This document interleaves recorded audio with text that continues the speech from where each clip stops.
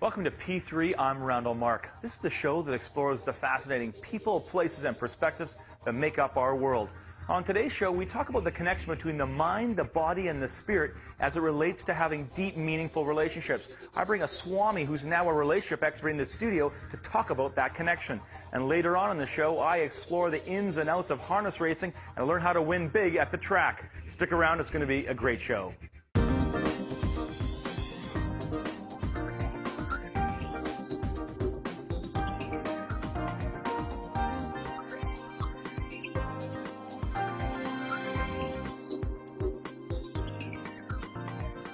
There's a strong connection between our body, our mind, and our self. Therapist and consultant Gary Bello has been studying that relationship for nearly 40 years. Drawing from Eastern meditation practice and spirituality, he currently travels throughout North America with his wife, teaching people how to have deep, meaningful relationships. He joins me in the studio. Welcome to the show, Gary. It's an honor. We're matching, and you're clearly very comfortable. I should try that. That's quite a move you got there. Well, your hips have to be open, but if you can do it, it's very comfortable. Very good. Now I want to hear a little bit of your story, because you used to be a Swami, and which is an elevated teacher instructor in yoga. Well, not so much elevated, but a Swami is someone who has come to the realization that they want to know more about themselves and their connection to that which is greater, the source. Okay. So swa in Sanskrit is kind of knowing me, knowing self. Right. Yeah. And then you move now. You still have all that training and all that understanding. Yeah. Now you apply that into relationships. Exactly. Yeah. For 7 years, when I did the real classical traditional teaching and studies, opportunity to really understand and practice meditation, hatha yoga, vegetarian diet, all of those things, and it brought me to a place where I realized how important it is to be comfortable in myself, and then go out and share that with others. So that's what those years did for me. Now, see, most people, they go, yeah, yoga's something neat. You practice at the local club, you do some breathing. Right. But you're talking about something far deeper. You're talking about a way to engage the world and engage yourself that has a connection to relationships. Can you explain that connection? Sure. Where yoga is now is wonderful. I'm really enjoying the new kind of way that yoga is moving into the Western culture. When I studied, though, I studied from the more traditional Indian yoga. So my teacher, Swami Satchidananda, was an Indian Swami. And so yoga means to unite, to bring together. So we have our physical body, which your show is all about, right? So your show is about the physical body and the mind and the relationship between the two. So as you work with your body, what you realize is every moment your body is representing your mind. And also the reverse. If something's happening to your body, it affects your mind. Give me an example. Okay. If you're feeling... you wake up in the morning, right? You're coming to the show, and you wake up in the morning, and you look in the mirror, and there's lines under your eyes, or you just had a late night, and you're feeling tired, and you're looking, and you go, oh, my goodness, and you feel deflated. Okay. So your physical body, your brain, your immune system, the endocrine system, is all going to congregate around that thought. And therefore, your energy is going to drop, and depending on, of course, your particular body style, it'll have a reaction to it. So again, when we're learning this stuff, we're learning through brain science the connection between the thoughts and the patterns we have in our thinking and the actual physiology of our bodies and even the physical patterns in our brains, aren't we? Yes, all the time. And therefore, everything that goes on in the mind is influencing the body.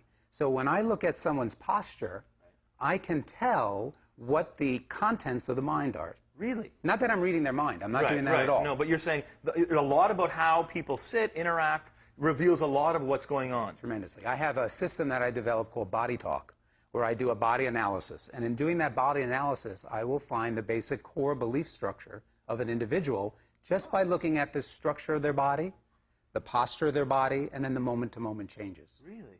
How does that affect, obviously you and your wife work with relationships. A couple comes to you and presents with, our marriage is falling apart, we've been together for 12 years, we've got kids, what to do? Traditional talk therapy would be, well, let's talk about communication, these kind of things. What do you do differently, and how do you incorporate spirituality and meditation to help a relationship? And that's a beautiful question. I mean, that really puts it right into what we do.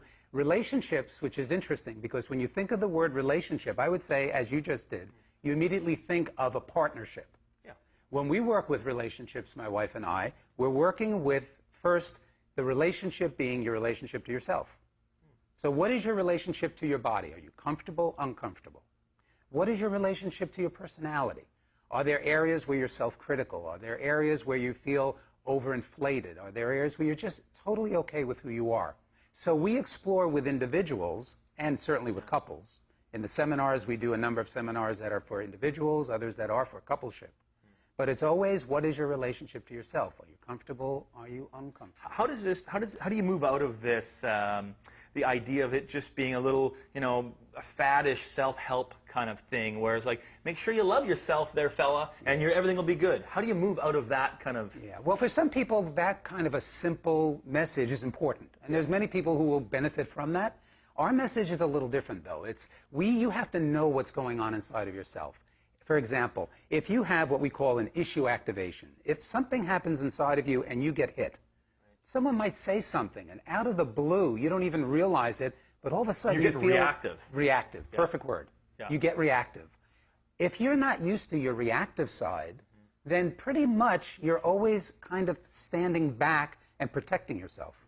If you know your reactive side, if you're comfortable with the part of you that's not perfect, meaning specifically what you believe about yourself, which we help people explore in a very positive way, then when you get reactive, you know how to relax around it. And is this kind of comfort with the self, does that get achieved by learning the meditation practice, learning to kind of go inside your mind and begin to quiet it? Is that the start of knowing yourself? I wouldn't say it's the start. I would say it's the tool that allows you to start. Meditation is a calming of the mind, a clearing of the mind. Yeah. When the mind clears, what happens is you're left with yourself. So if your mind is clear, you can then see when you have a reactive thought. If your mind's clear, you'll respond accordingly or appropriately when a situation comes up. Wow, interesting. I want to take a quick break, Gary, but when I come back, I read this study about monks and their, I think it was Buddhist monks, and how they have the highest level of happiness. Yeah. Because, and they connected it with meditation. I'm sure you're aware of this study. Oh, yeah, very aware of that. I want to talk about that because it's really interesting, because meditation and happiness are deeply connected. So stick around. More with Gary Bello when P3 comes back.